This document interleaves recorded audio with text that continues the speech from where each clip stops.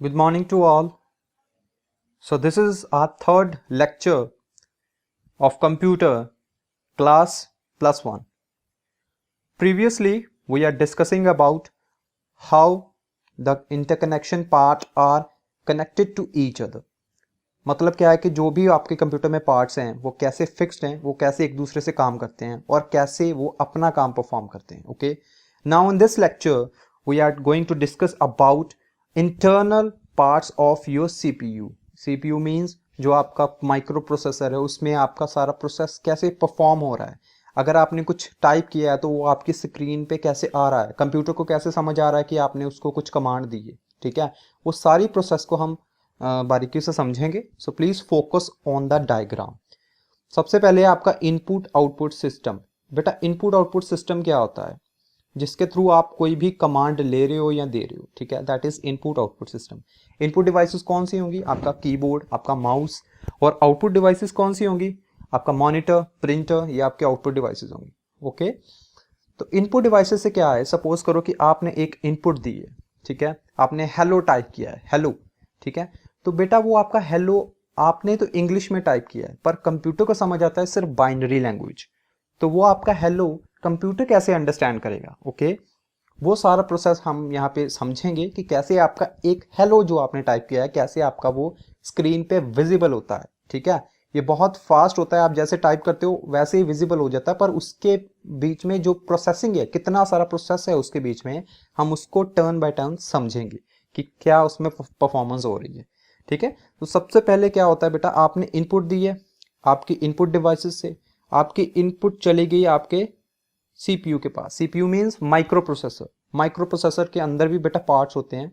दो major parts हैं जिसके बारे में मैं आपको अभी समझाऊंगा. फर्स्ट है कंट्रोल यूनिट. कंट्रोल यूनिट बेटा क्या करता है, सिग्नल को ट्रांसफर करता है from one place to another place.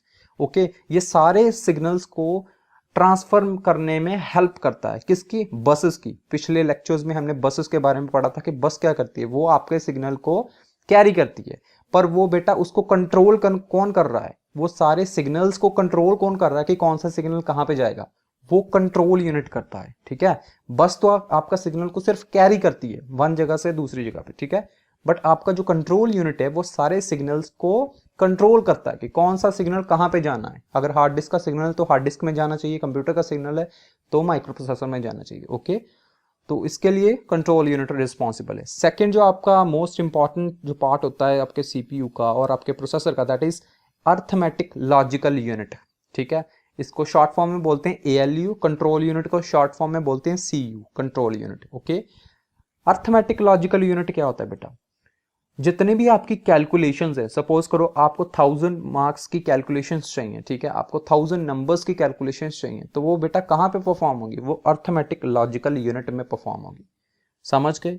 आपका अर्थमेटिक लॉजिकल बेसिकली क्या करता है, कैलकुलेशंस परफॉर्म करता है. आपकी जो भी इनपुट होगी उस पर कैलकुलेशंस परफॉर्म करता है.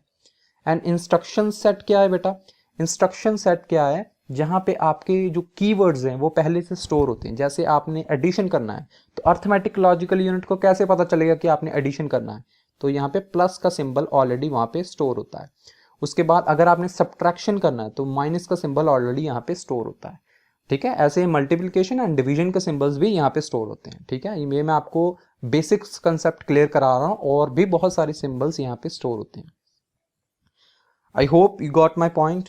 उसके बाद बेटा आपका आता है ऑपरेशनल रजिस्टर्स. ऑपरेशनल रजिस्टर क्या करते हैं, जो आपके high level language, high level language कौन सी होती है, इंग्लिश. ओके, आपके इंग्लिश लैंग्वेज को बाइनरी कोड में कन्वर्ट कर रहे हैं. ओके, आपके इंग्लिश लैंग्वेज को बाइनरी कोड में कन्वर्ट करते हैं. अभी बाइनरी कोड क्या होता है आप सभी को पता होना चाहिए. बाइनरी कोड क्या होता है, 0 और 1 की फॉर्म में होता है.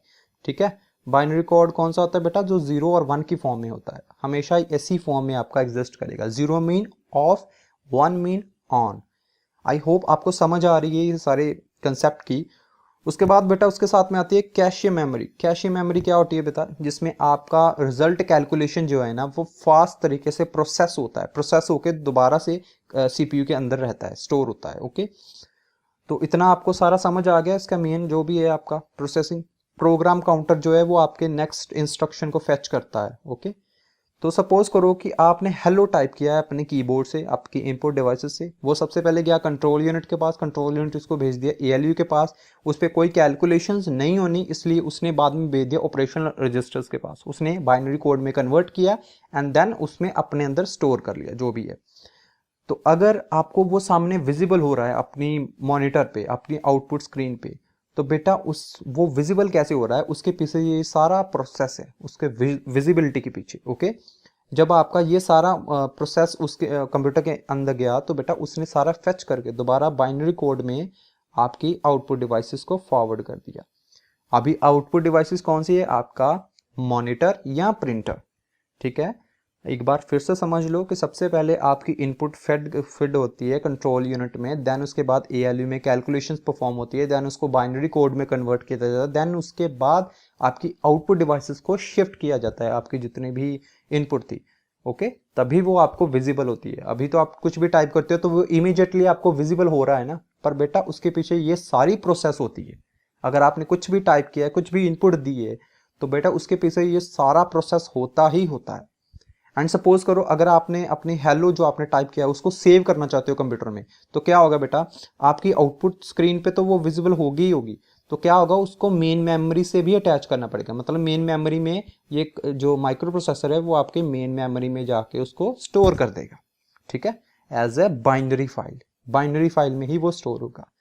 आई होप आपको ये सारा कंटेंट समझ आया होगा कि कैसे एक जो प्रोसेसर है, माइक्रो प्रोसेसर है, कैसे वो वर्क करता है एक प्रोसेसिंग के ऊपर। ओके, आपको तो अभी इमीडिएटली विजिबल हो जाता है, पर उसके पीछे ये सारा प्रोसेस है। ठीक है, नेक्स्ट फॉरवर्ड, मेमोरी यूनिट। अभी इसको वन बाय वन बेटा हम डिस्कस करेंगे कि कौन कौन से यूनिट थे, उसको कौन कौन से आप यूनिट देख सकते हो। ठीक है, मेमोरी यूनिट में बेटा सबसे पहले आता कि मेमोरी होती क्या है।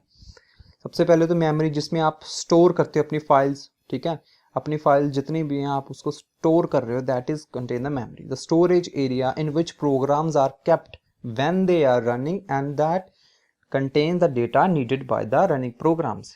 जब भी आपको जरूरत होगी आप वहां से अपना डेटा को फेच कर पाओगे। ठीक है, दैट इज मेमोरी।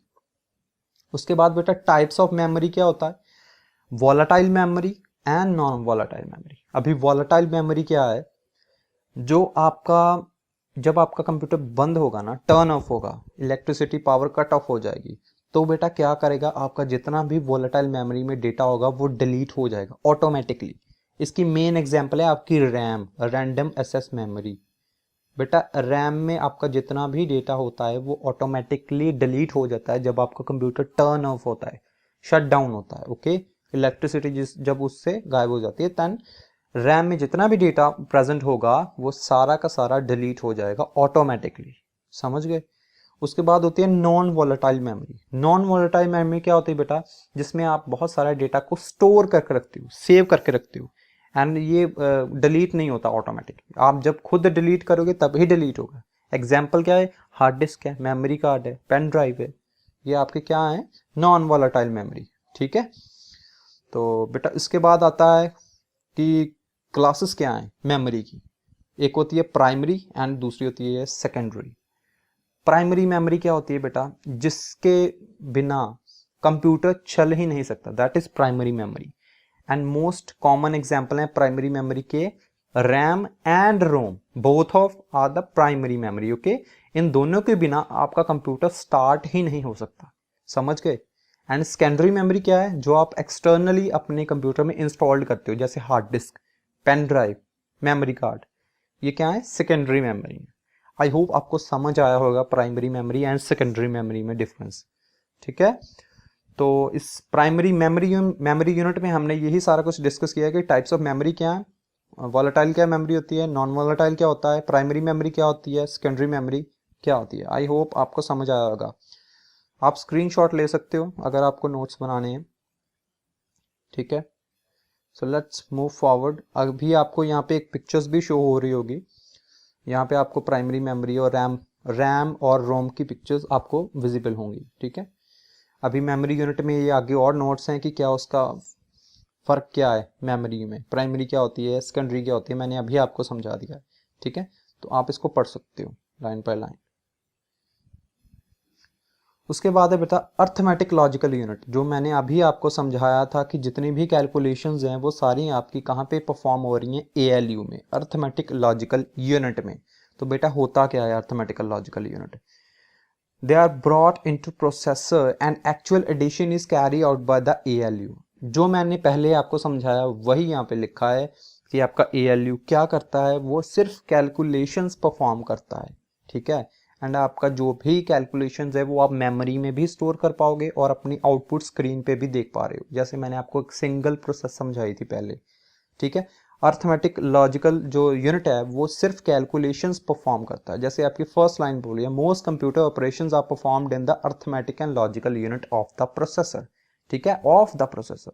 ये दिमाग में रखना कि ये अलग से नहीं कुछ भी होता, ये माइक्रो प्रोसेसर के अंदर ही होता है, कंट्रोल यूनिट एंड ALU, ठीक है, ये माइक्रो प्रोसेसर के अंदर ही फिक्स्ड होता है। You can take screenshot and do revise your notes, okay. मैंने आपको ये पहले ही समझा दिया सारा, समझ के आई थिंक आप सभी को इस लेक्चर के बारे में समझ आया होगा। So thank you today.